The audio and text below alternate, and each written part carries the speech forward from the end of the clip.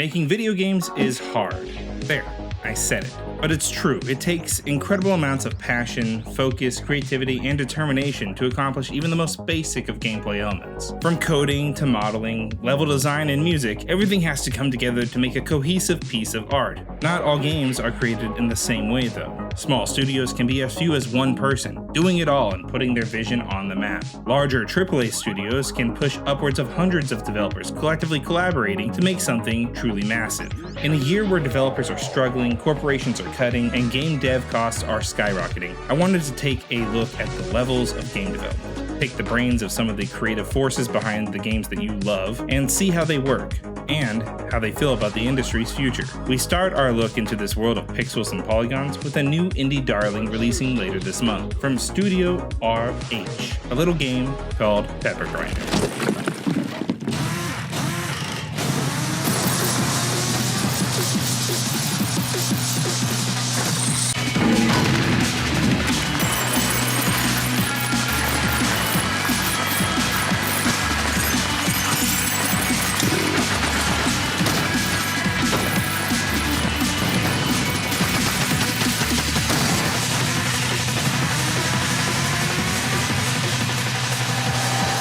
I've kind of always wanted to make video games ever since I was little, but it never really seemed that accessible, especially when I was younger and the industry was more of a walled garden, but also just like skill set wise, like I've never been good at math. Programming was like I'd look at a wall of text and my eyes would just slide out of focus. Like, what is this?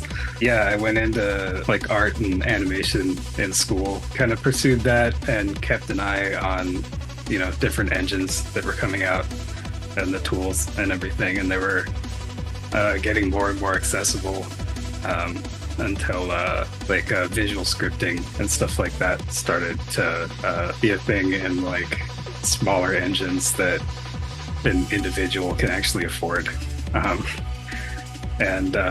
Eventually I stumbled across an engine called Construct 2, which had a visual scripting system that just kind of clicked for me. Prototyping stuff and just kind of learning the ropes, and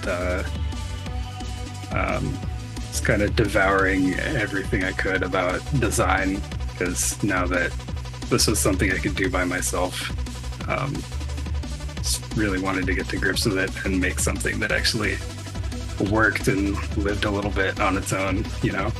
And then I kind of settled on a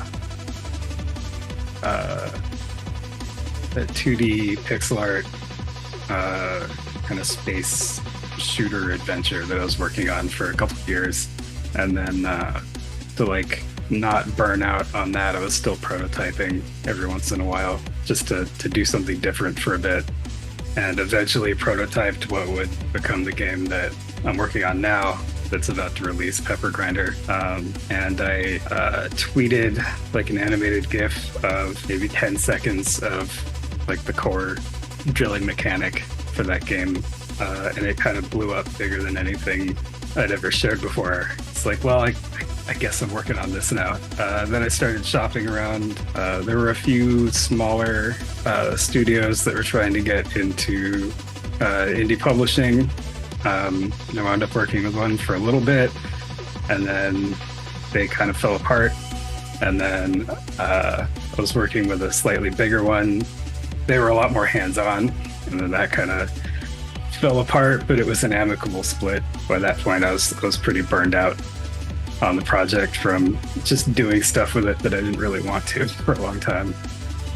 So I took a year off, and then I kind of rebuilt the game as kind of a mix of stuff that I learned with that last publisher that I did like, and taking out all the stuff I didn't, just to kind of make it the best thing it could be in like what we call a vertical slice, which is just like a complete top to bottom polished playable little piece of the game, so that I could show it off to Devolver, and they were really excited about it, and been working with them ever since. That was about 3 years ago, so that's pretty much how we get to now. So that's how we got to now. But like I said, making games can be hard, especially on your own. I needed to know more about the struggles of building a digital world.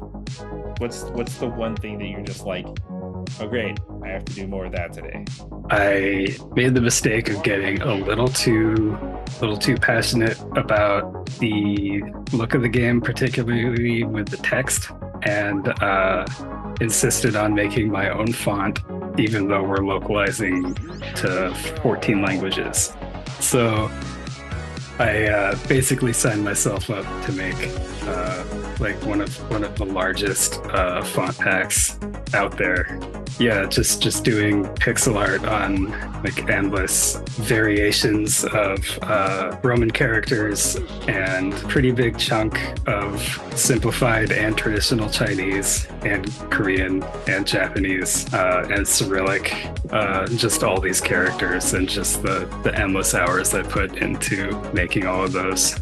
That was definitely the biggest thing that I just hated doing on this project. What would you recommend young aspiring game developers, or even people who are just trying to get their career off the ground now, focus on? Just start making stuff any way you can. As long as you're making stuff, you're learning. Everyone's first project is always going to be garbage, but you have to get it out of the way. So yeah, any trepidation of like, oh, I don't know what I'm doing, it's not going to be good, anything like that, don't worry about it. You don't have to show anybody, just make it. Make stuff just to make it and learn.